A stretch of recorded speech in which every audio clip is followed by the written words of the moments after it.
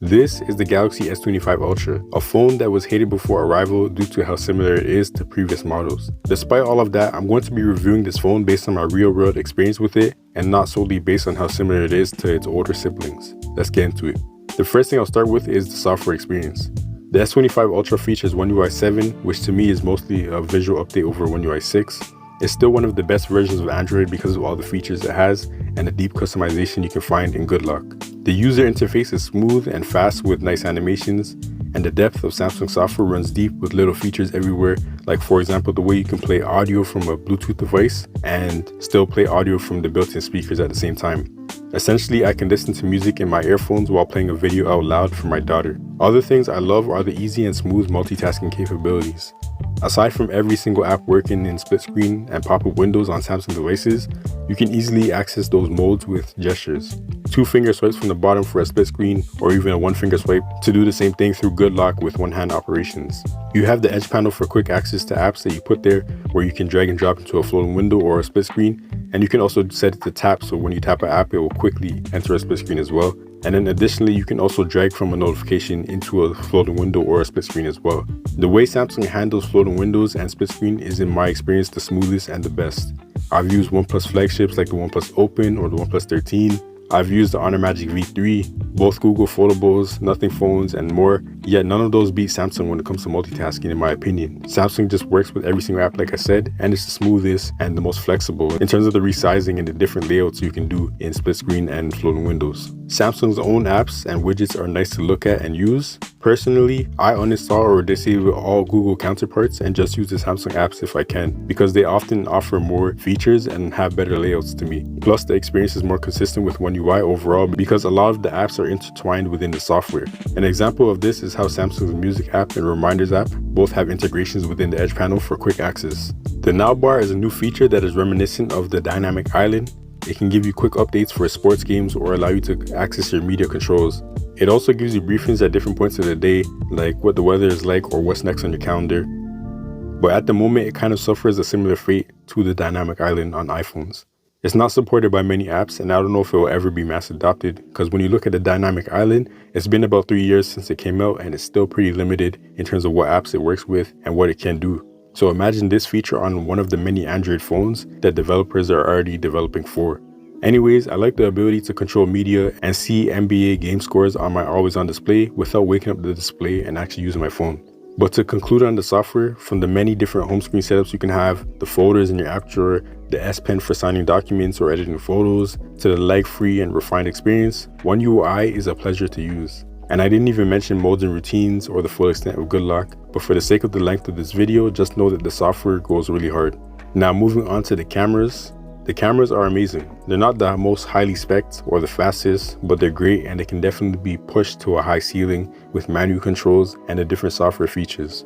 People often get mad about the cameras not changing enough, but this year it's an impressive lineup with the addition of the 50 megapixel ultra wide camera. You got a 200 megapixel main camera, a 50 megapixel 5x camera, and a 50 megapixel ultra wide camera to complete the set. You also still have the 3x camera that is not as good as the other ones, but it's still pretty good when you compare it to other phones' digital zooms from 2x to 2.9x. You essentially can capture great images from ultra wide all the way up to 10x and even 20x still being usable. Another thing to note is that all the cameras on this phone can record up to 4K 60 FPS and they work in almost any mode, except for obviously using the ultra wide and portrait mode. But take everything I just said and combine that with Pro Video mode or Pro Photo mode, Dual Recording mode, which can also record in 4K, Portrait Video mode or Portrait Photo mode, Expert RAW for deeper photography control, Single Take, and more. You get a reliable and capable camera system that can take it to the next level if you wanted to because of all the software features. And oh yeah, the selfie camera is also good too. Alright, let's talk about performance. This is one area that kind of makes it worth upgrading to for people who have recent flagship phones. The performance boost is kind of insane in terms of stability and getting consistent frames per second in games. Obviously, if you're not a gamer, this doesn't really matter because even the S20 phones from 5 years ago are still able to run smoothly and execute daily tasks really quickly and easily. One disappointment though is that the extra power doesn't really impact video editing in LumaFusion. I think it's slightly more stable, but after a few projects, multiple tracks of things on your timeline, the video editing software starts to bug out and glitch and lag and close and just give you problems. This just further confirms that it's not the hardware, it's probably just the app optimization and potentially also the Android platform's limitations. Regardless, I still use my S25 Ultra for video editing, and it's been amazing when it works. The performance this year is really great, and it even competes with the iPhones for the first time ever. Now the build and design, personally I love the design of this phone. I love how Samsung is keeping the camera modules and setup very minimalistic compared to the competitors. The rounded edges look better to me, and it makes the design feel more complete this year. The phone also received enhancements to its durability with grade 5 titanium in the frame and the next version of Corning Gorilla Glass. These improvements plus the anti-reflective screen make it probably the best built phone on the market right now in terms of hardware design and durability. It lacks the best specs like 6000 mAh batteries or 80-watt charging speeds, but the overall package is still really premium, reliable, and nice to hold, all while weighing significantly less than the S24 Ultra and still including the powerful S Pen. RIP to the Bluetooth features though.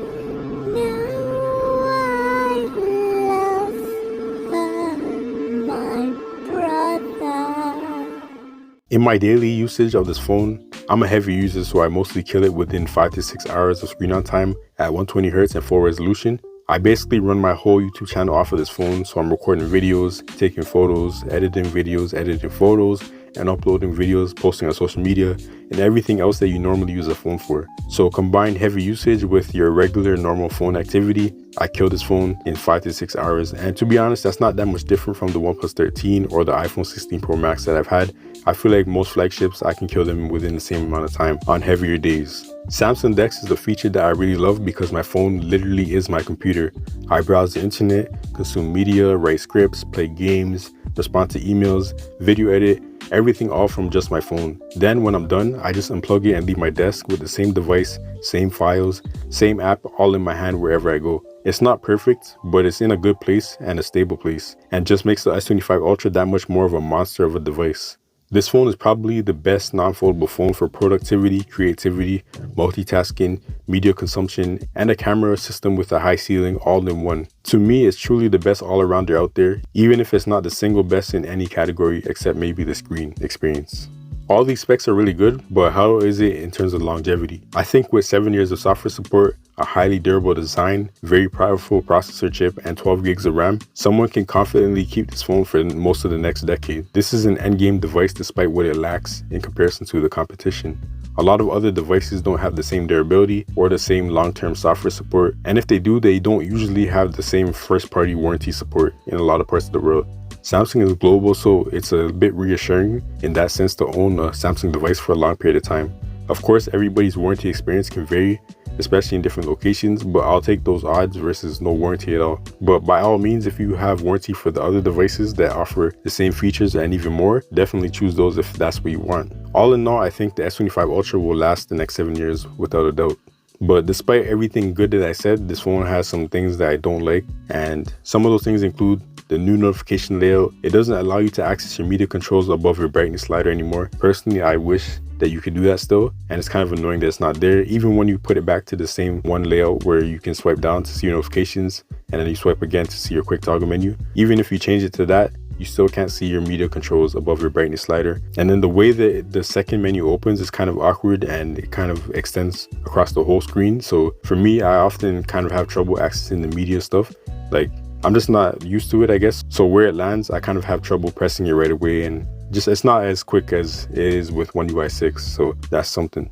The next thing that I don't like about this phone, or that is not good, is the charging speeds are not fast enough in 2025. 45 watt is decent when wired, but the 15 watts wireless charging is unfortunate. And even the 45 watts are not that good in a pinch versus other phones like the OnePlus 13, which includes an 80-watt charger in the box. I can get to 50% in like 13 minutes with that phone and be good to leave the house in a pinch if I needed to.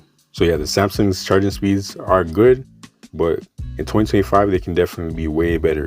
The Bluetooth S Pen removal was annoying, but not deal breaking. But there is one thing that doesn't make sense to me, and it's why they removed the functionality from the software completely. As somebody who bought an S Pen Pro for my Z Fold 3, why can't I use my Bluetooth features built into the pen that even works with the S25 Ultra as a normal S Pen? Even the Z Fold 6 can use those features and it doesn't have a built-in S Pen. This decision making is very puzzling to me as somebody who loved the Bluetooth features and also owns the S Pen Pro. And then the last thing I'll mention is that the cameras can be a bit slow to adjust to the scenery and lighting changes compared to even last year's phones. And they also sometimes struggle with autofocusing. These are not huge issues in terms of like, it doesn't happen that often, but when it does happen, it's kind of like, bro, like this is the most recent phone, so why is that happening? That's really it though. There's not too much to dislike about this phone. You can look at it as a very similar phone as last year's phone, or you can say it doesn't have the greatest specs on paper compared to the competition. But either way, in the real world, this phone is actually amazing and it delivers on almost every level. But that's enough of me talking now. Let me know what your thoughts are in the comments below. And if you agree with me, you disagree with me, or you have different opinions from me, let me know in the comments. But until the next video, we are out. Peace.